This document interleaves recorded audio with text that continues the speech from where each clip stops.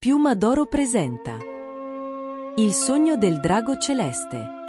Molto prima che il tempo venisse contato come lo conosciamo oggi, durante la cosiddetta epoca degli stati combattenti, anno del topo, Bing Zi, 475 a 221 a.C., ebbene, la terra che un giorno sarebbe stata la Cina, era un mosaico di sogni e battaglie.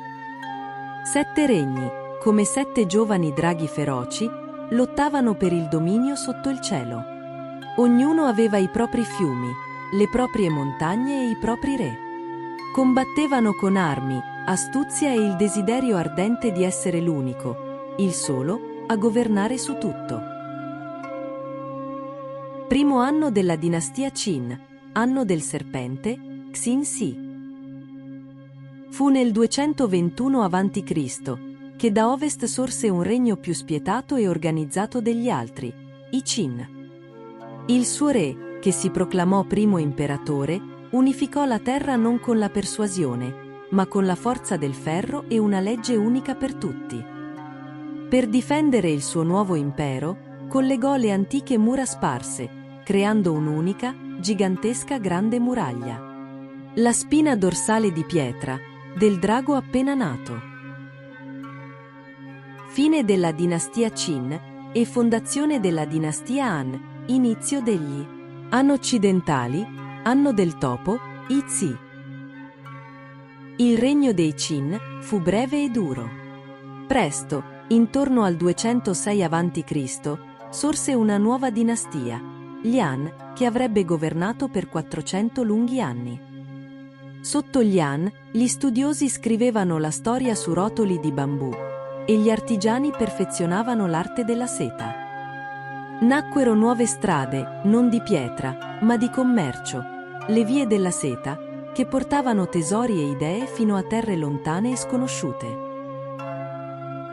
Fine della dinastia Sui e fondazione della dinastia Tang, anno della tigre, Wu Yin.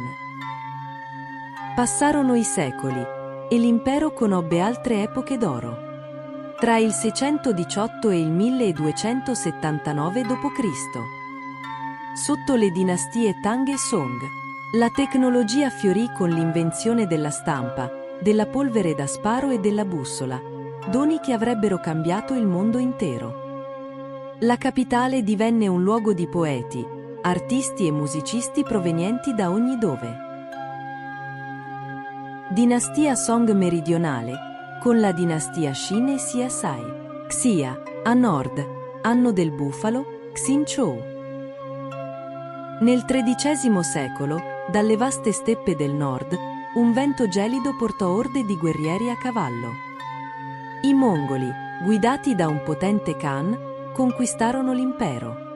Per la prima volta, il drago celeste fu governato da un popolo straniero.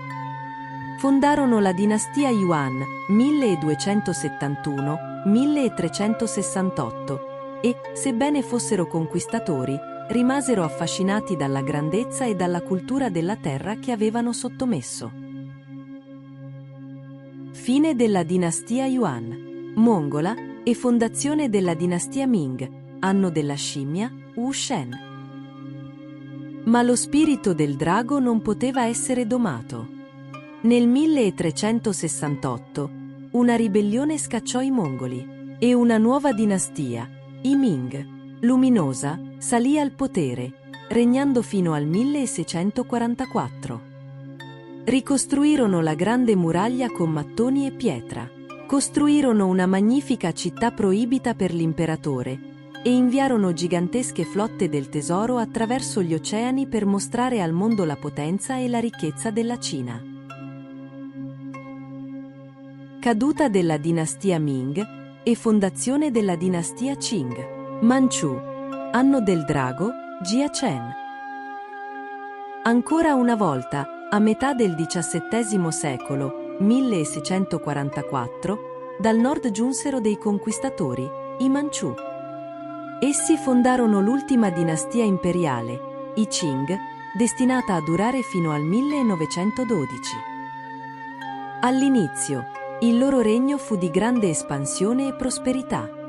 L'impero raggiunse la sua massima estensione, governando su molti popoli e culture diverse con ordine e disciplina. Con il passare dei secoli, però, l'enorme impero iniziò a mostrare delle crepe. Mentre la corte imperiale viveva nel lusso isolato della città proibita, nelle campagne la gente soffriva la povertà e l'ingiustizia. Il drago era diventato vecchio e stanco, incapace di prendersi cura di tutte le sue squame. Dinastia Qing, anno dell'imperatore Jia Qing, anno del serpente, Xin-si.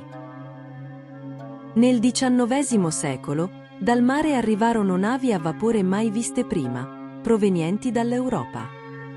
Non cercavano solo seta e tè, ma imponevano il commercio con la forza, portando con sé un veleno chiamato oppio e cannoni potenti. L'antico impero, orgoglioso e isolato, si scontrò con un mondo che era cambiato più in fretta di lui. Dinastia Qing, anno dell'imperatore Guangxu, ribellione dei Boxer e occupazione di Pechino, anno del topo, Zhengzi. Giunto all'anno 1900, l'impero celeste era in agonia. Ribellioni interne, come quella dei Boxer, e l'aggressione delle potenze straniere lo stavano smembrando.